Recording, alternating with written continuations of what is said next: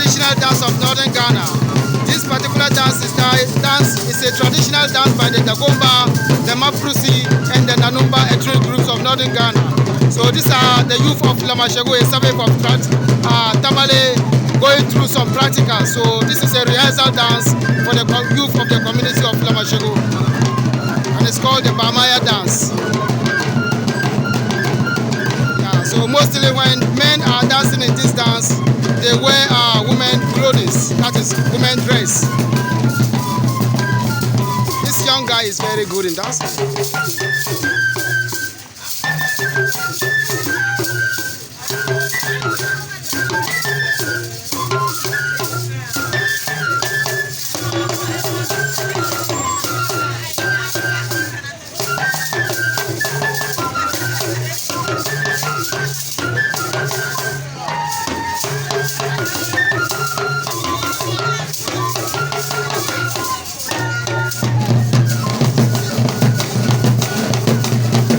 This young guy is very amazing, like he's very skillful.